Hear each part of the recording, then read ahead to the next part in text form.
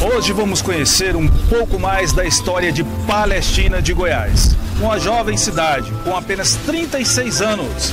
E hoje vamos conhecer Palestina de Goiás, além dos 36.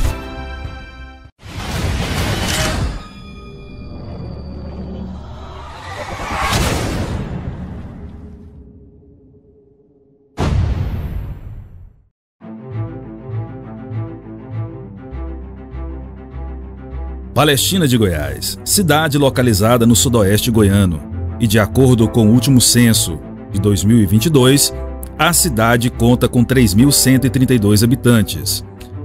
Palestina de Goiás surgiu por volta de 1954, graças aos esforços de alguns moradores da região. Devido à falta de escolas para as crianças da região, algumas famílias que faziam parte da congregação presbiteriana resolveram criar uma escola no terreno da igreja. Como foi proibida a construção da escola no referido terreno, João Carlos de Bastos resolveu lotear parte de suas terras para a construção da escola e, ao mesmo tempo, para a formação do núcleo populacional. A igreja presbiteriana foi e continua sendo de fundamental importância para o desenrolar do desenvolvimento do município. Pastor Dorival, Pastor Dorim, como é carinhosamente conhecido, esteve à frente da igreja presbiteriana por longos anos, até se aposentar no ano passado. Ele conta como a igreja foi importante para a construção da cidade de Palestina de Goiás. A igreja presbiteriana, na realidade, ela teve toda a influência na formação desde o início, antes mesmo de ter o povoado aqui. Tinha uma família aqui, uma Med Silvério. Então ele sentiu a necessidade de contratar um professor para ministrar aulas para as crianças dele. Mas tinha outras famílias aqui que tinha a influência, a família Souza, né? Esperidião, Francisco de Souza, família. Então, juntando com uma MED, as duas famílias então contrataram esse professor. E de repente, esse professor, Arlindo Silva, o nome desse professor, ele era evangélico e ele começou a usar a Bíblia como leitura para as crianças. E esse Mamed, ele interessou também pelo evangelho, adquirindo uma Bíblia. E ele começou a ler, gostou, e aí começou a afluência de outras famílias. Como naquela época, isso lá pelos anos de 40, por aí. Então, como ele teve a influência da escola, outras famílias numerosas procuraram uma forma de vir para mais próximo, para também trazer crianças para a escolinha daqui. E a escola cresceu bastante. Esse Arlindo Silva, esse professor, contratou também um irmão dele para ser professor também. E com o crescimento, houve muita afluência e não tinha local para ninguém morar. Aí um genro do Mamed Silvério, João Carlos Bastos, que leva o nome do clube aqui da cidade, João Carlos Bastos resolveu fazer um loteamento. Então era o loteamento numa região chamada Campo Alegre.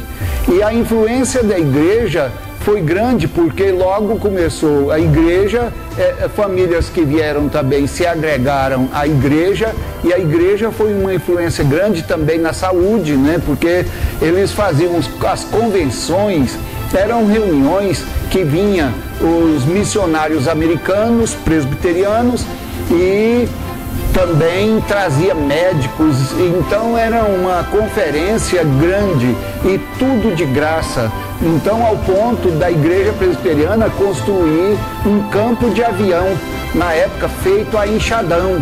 então feita a ferramenta, e para que os americanos viessem e pousassem aqui em Campo Alegre. Aí, daí, com o crescimento da igreja, e essas famílias foram grande influência também na igreja. E com esse trabalho social, muitas pessoas converteram ao Evangelho. Em dia 6 de junho de 1953, foi organizada a Igreja Presbiteriana de Campo Alegre, que era a denominação do local. Depois começou o crescimento, e com esse loteamento do João, chamado João Jaraguá, então ele fez o loteamento, começou a vender, começou a construção de casas, e aí a igreja, já tendo sede própria num terreno doado pela família do meu bisavô, vovô Mamed, né? Então aí surgiu a vila. E da vila, a igreja resolveu construir um colégio que existe até hoje, chamado Colégio Presbiteriano Raimundo Pittman, que é o primeiro pastor, primeiro missionário americano que veio dar assistência na igreja aqui. Ele morava em Caiapônia e dava assistência aqui em Campo Alegre. Depois, com a evolução, e a igreja cresceu, e então passou isso em 1960, começou esse povoado, e aí passou a existir um povoado, era distrito de Caiapônia. Com o passar do tempo, já bem mais para frente, também com a influência da igreja, houve um plebiscito para a escolha do nome do local, porque era distrito, chamava Campo Alegre. Então, houve um plebiscito, esse plebiscito foi realizado na igreja presbiteriana, com os membros da igreja presbiteriana, porque quase todas as famílias pertenciam à igreja. Então, a partir daí, foi feito um plebiscito entre dois nomes, Jerusalém e Palestina. E nesse plebiscito venceu Palestina, não ainda Palestina de Goiás. Palestina de Goiás foi em virtude de quando foi fazer o registro do nome, tinha outra Palestina, eu creio que ou São Paulo ou Paraná. Então eu creio que era em São Paulo, tinha outra Palestina. Então, por causa disso, foi necessário escolher o nome Palestina de Goiás para diferenciar de outra Palestina que já existia no Brasil. Então, o início de Palestina de Goiás foi por aí. E a igreja, até hoje, sempre ela manifesta muita influência na igreja, na política. Ela mantém uma influência na moral da cidade, é considerada uma cidade evangélica por ter muitas igrejas evangélicas. Então aqui já teve 20% da população considerada evangélica. Então esse é o início da igreja presbiteriana e o início da cidade de Palestina de Goiás. Eu nasci aqui em Palestina, aqui numa fazenda aqui abaixo, né, daqui lá na sede dá 1 quilômetro. Então eu nasci em Palestina. Depois, por não ter escolaridade aqui, eu tive que sair. Fui para Caiapônia e estudei lá na época o ginasial, e depois eu fui para Goiânia e estudei lá o 2º grau, e depois eu fui para São Paulo e fiz o curso de teologia. Lá eu me casei e minha esposa, muito disposta, a Elza, ela resolveu vir, ela topou a gente vir morar aqui, sendo convidado para vir ser pastor da igreja. Isso em 1989. Então, eu estou aqui há 35 anos depois que eu retornei à Palestina com minha família. Então, eu, para ser como cidadão palestinense, já recebi títulos, já recebi aqui pelo tempo que eu fiquei, e por ser de uma família também influenciadora, porque aqui existe 3 famílias que são os fundadores. Primeiro, a família Prado, que é do meu bisavô e do meu avô materno. Então, depois a família Souza, que é a família do meu avô paterno. Então, eu sendo cidadão palestinense, é um orgulho ver o desenvolvimento da cidade, ver a cidade crescer, a cidade desenvolver, e desenvolveu bastante, principalmente por ser rodeada de terras férteis. Então, o plantio da soja, principalmente, e o milho, safrinha, então, teve uma grande influência para que o nosso município desenvolvesse essa cidade muito boa, tranquila, uma cidade acolhedora. Então, a gente costuma dizer aqui, por brincadeiras, quem bebe água da Palestina, volta à Palestina. Então, para mim, é um orgulho sem tamanho a gente vê o desenvolvimento e a gente ter feito parte dessa história da igreja nesse local. Assim nasceu Palestina de Goiás, que passou a distrito de Caiapônia em 19 de outubro de 1969, sendo sua emancipação em 30 de dezembro de 87, pela Lei Estadual número 10.404. O senhor Mamédio e seu pai foi fundamental para que tudo se tornasse realidade. Nós encontramos uma preciosidade na internet, em uma reportagem exibida pelo programa Trilhas do Brasil, onde o senhor Mamédio conta como começou a cidade de Palestina de Goiás. Papai falou assim, ele era analfabeto, mas ele tinha muita visão, né? Ele falou, eu vou lutear para fazer uma cidade. Aquelas mulheres velhas falavam assim, Jaraguá, cidade aqui só quando galinha nascer dente. Desse jeito, não acreditava não. Falou, nesse cerrado vai criar cidade, mas ele era teimoso e ele luteou mesmo. Ele foi o primeiro. Em seguida eu luteei uma parte de terreno minha também.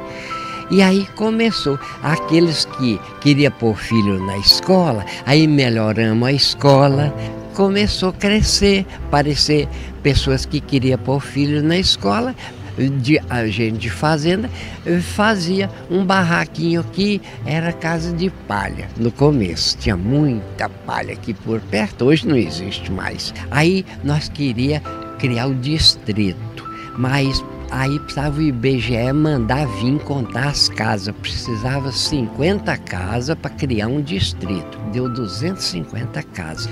O prefeito teve que vir aqui, ele veio e reunimos num domingo e fez a emancipação, lavrou a ata e tudo. E hoje eu estou satisfeito que tem tanta gente formada já e eu tô realizado. A igreja convocou uma reunião extra de membros para pôr em votação o nome que ia escolher. Tinha 120 membros já naquela época e colocou 2 nomes, Palestina e Jerusalém.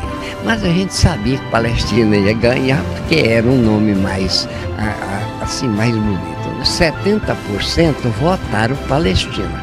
E aí lavrou em ata, tudo organizadinho, né?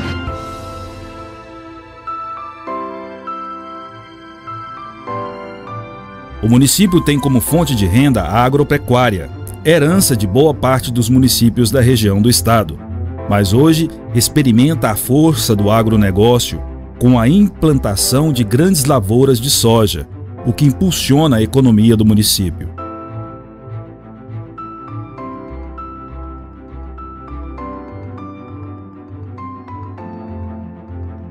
Palestina de Goiás conta com uma indústria de cachaça que é reconhecida em todo o Brasil. Carlos Heitor fala como tudo começou.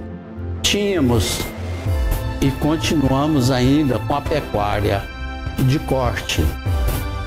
E para que introduzíssemos ou aumentássemos as fontes de renda, teríamos uma opção de pecuária intensiva, que seria a pecuária de leite.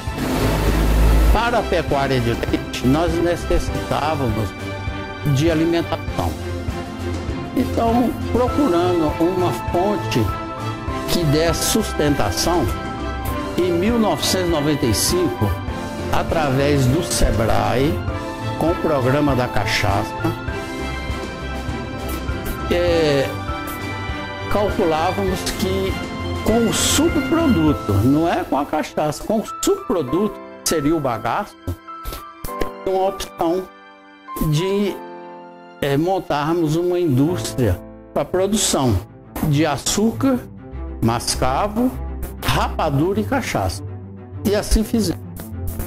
Em 1996, fomos para Guaxupé, Minas Gerais, através do SEBRAE.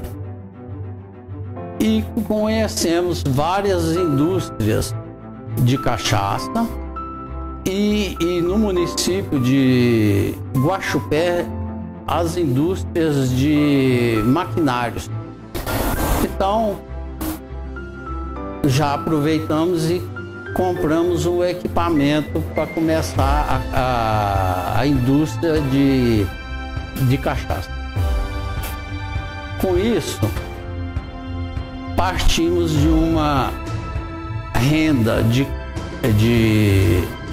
pecuária intensiva, partimos de uma pecuária extensiva, que é o gado solto, Nelore, só o bezerro dando produção, passamos para a produção de cachaça, de leite intensivo, pecuária intensiva, leite. E com isso começamos a produção em 1996. De lá para cá, fomos procurando conhecimento através de qualidade do produto.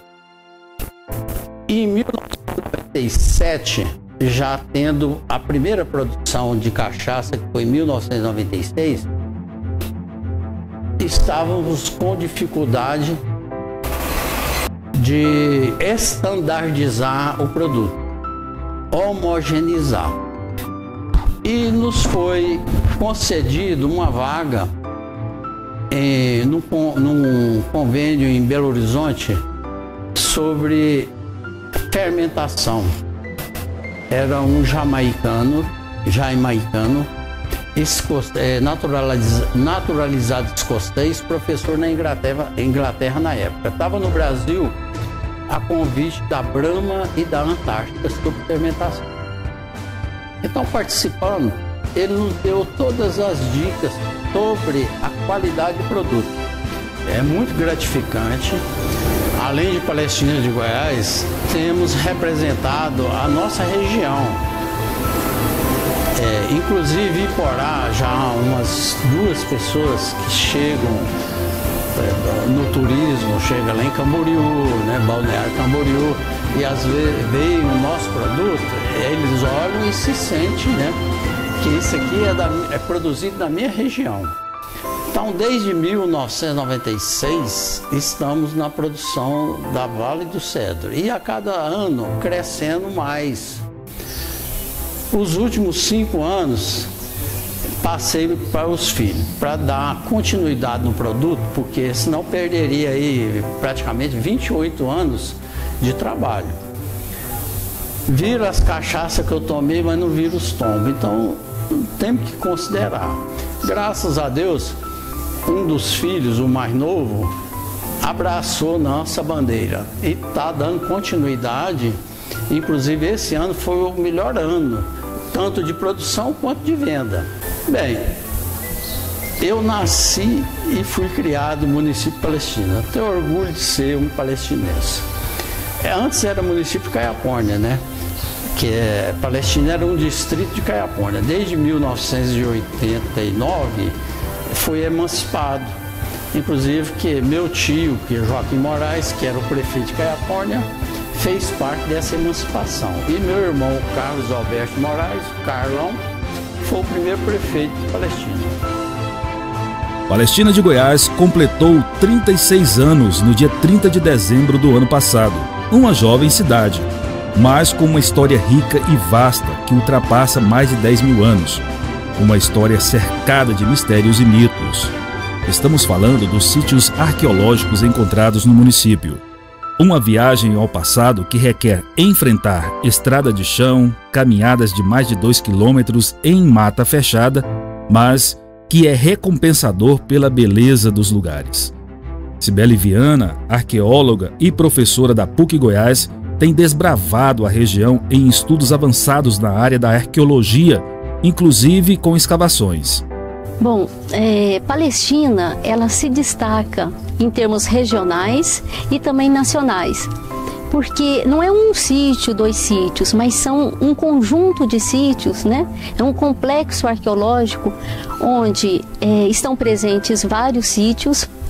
Esses sítios, parte deles denotam uma ocupação ao longo do tempo, sendo que as ocupações mais antigas estão por volta de 10 mil anos até 1000 anos antes do presente. Então é uma região que foi, né, e ainda é, né, ocupada por muito tempo. E esses sítios, né, eles apresentam indícios, né, de conectividade entre si, seja por algumas datações ou também pelos estilos de algumas pinturas rupestres, né? Tem algumas pinturas que se repetem em diversos sítios. Então, esse conjunto de sítios, ele é importante porque as escavações, a análise dos materiais possibilita a gente entender os modos, né, de vida dessas pessoas, as suas práticas culturais, né? E na medida que a pesquisa avança, que os dados, né, começam a fazer sentido, coesão, a gente começa a fazer articulações em termos regionais, com Serranópolis, com Doverlândia, com Montes Claros, e também a nível nacional, com outros sítios do Planalto Central brasileiro. Então, a gente percebe que a região sudoeste, ela era densamente, né, dentro dos parâmetros, povoada, né, em tempos longínquos, e isso, né, vem formando, né, uma compreensão maior sobre a ocupação humana e os fluxos de ocupação do Planalto Central. Existe catalogado mais de 40 sítios arqueológicos pelo município, inclusive descobriu mais um recentemente. São mais de 40 sítios e são diversos tipos de sítios. Então nós temos os sítios com as figuras rupestres, com as gravações rupestres. Existem sítios onde só foi encontrado material cerâmico, ou seja, vestígios de vasilhames cerâmicos. São grupos que já conheciam algum tipo de cultivo, são sítios mais recentes. Há os sítios onde só existem os materiais líticos. O que são os materiais líticos? São as pedras lascadas, as rochas lascadas. Então, são mais de 40 sítios, muitos deles, às vezes, só com pinturas, outros só com esses vestígios que eu mencionei. Então, não é só a quantidade que é importante da gente enfatizar de Palestina, mas é a variedade, né, a diversidade cultural que esses sítios representam. Bom, pergunta difícil. Pergunta muito difícil. Primeiro, assim, nós encontramos um sítio que não tinha sido ainda sido identificado, porque a pesquisa, só fazendo um parêntese, a pesquisa na região, ela começou lá na década de 70, 80, também com a PUC Goiás, com a coordenação do professor Pedro Inácio Schmitz, que descobriu a maior parte desses sítios que a gente está falando e que está trabalhando aqui. Mas ao longo do tempo, quando a gente vem trabalhando, a gente vai descobrindo outros sítios. Então tem um outro sítio, né, próximo ao sítio GOCP 33, com uma importante representação de figuras rupestres também. Ele ainda não foi nomeado, né, mas é um sítio que está dentro desse contexto, desse contexto arqueológico, então ele faz parte do nosso escopo de pesquisa. Sítio mais importante, não tem como eu responder isso. Por quê? Porque cada sítio tem o seu potencial, né? Agora, tem alguns sítios que eles possibilitam mais informações e informações mais diversificadas, como é o caso do sítio que nós visitamos no início da tarde. Aquele sítio, que é o Pedra da Pintura, ele apresenta um grande conjunto de pinturas rupestres, né, que nós vimos, de temáticas diferentes, de técnicas diferentes, mas ele também apresenta no subsolo, né, vestígios de ocupação. Então nós estamos conseguindo escavar o sítio. Então, porque muitos sítios não apresentam um solo de ocupação, não tem como fazer as escavações. E lá não, nós temos conseguido. A escavação de um dos cortes está 1,5 metro, e foi lá que apresentou essa datação de quase 10 mil anos. Então, é um sítio importante por essa diversidade de informações que ele possibilita para nós. Dentro dessas escavações, o que já foi encontrado, o que já foi catalogado, além dessa cerâmica? Palestina, a cultura material cerâmica, ela está presente, como vou dizer assim, ela está presente em alguns sítios num tipo de ambiente, que é no Vale do Córrego do Ouro, no Vale do Rio Bonito. Ali estão os sítios abertos e cerâmicos. Bom, nos abrigos como como o sítio que nós visitamos, a cerâmica ela é pouco representada. E aí o que é mais expressivo, e o que é mais expressivo em termos quantitativos em Palestina, são os materiais líticos, que são, né, as rochas que eram selecionadas e lascadas ou polidas para fazer instrumentos diversos, né? Esses lascamentos, eles na nossa análise, possibilita identificar esquemas técnicos de produção, né? Então, não se lascava de qualquer jeito, mas tem toda uma técnica, tem técnicas e métodos específicos. E a arqueologia consegue resgatar isso, né? Então, esse conhecimento técnico desses povos que ocuparam a região, o seu saber fazer, né? O modo de como lascavam. Então, essa diversidade, então o material lítico, ele tem possibilitado, né, a gente entender parte representativa desse conhecimento tecnológico. E as pinturas, né? As pinturas, elas é um universo de possibilidades e de ações, né, de pesquisa, vamos dizer assim. A primeira coisa que a gente pode pensar das pinturas é que elas não são aleatórias, né? Assim como os sítios não são escolhidos aleatoriamente, né? As pessoas não ocupavam qualquer abrigo. Não, elas selecionavam, né? Agora, por que selecionaram este e não selecionaram o outro? A gente não tem como saber. E da mesma forma as pinturas. Por que foram aqui, pintaram no teto? Por que escolheram uma superfície rugosa e não uma lisa, né? Então, é uma lógica cultural que não é igual à nossa. Então, não é porque a representação, né, não está estilisticamente bem representada que é mal feito. Não, né? É um modo específico de representar. E a arte rupestre, né, as figuras rupestres, a gente procura não usar a palavra arte, porque às vezes a arte dá um sentido, um outro sentido que não exatamente a prática cultural. Cibele ressalta a importância e conscientização da preservação deste patrimônio histórico de Palestina. Esse é um ponto importante, um ponto delicado, e que assim tem sido uma discussão, né, da atualidade. Por quê? Porque cada vez mais, né, o agronegócio ele vem aumentando e chegando mais próximos dos sítios. Então, diretamente ou indiretamente, essas ações elas perturbam, elas interferem nas pinturas, por exemplo, que é mais visível. E o IPHAN tem sido um grande parceiro, a Prefeitura de Palestina tem sido uma grande parceira. Então, e a gente entende, né, que é um esforço coletivo, que isso tem que ampliar. Da mesma forma, a PUC, a universidade, a FAPEG, que tem nos dado apoio, o CNPq.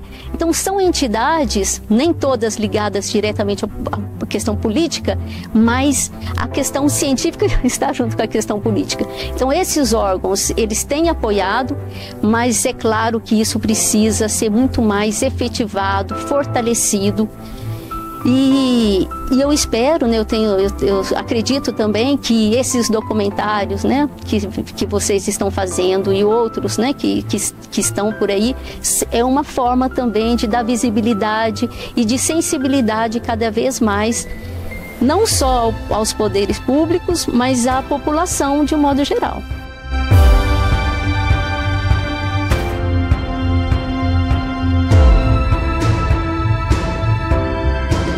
E é por estas e outras que vale a pena conhecer Palestina de Goiás, cidade acolhedora que a cada dia busca estar entre as principais cidades do sudoeste goiano.